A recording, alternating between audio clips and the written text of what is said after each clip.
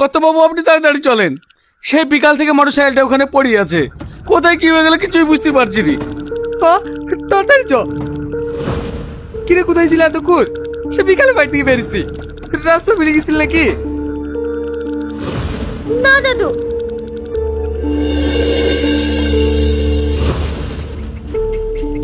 Rocky, এ কি অবস্থা তোর?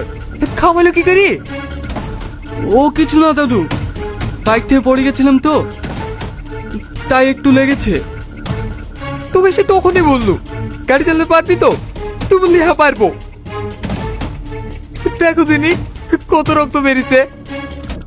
এই রামজা, তাড়াতাড়ি মুকুল ডাক্তার খেটে গেলে আইগা।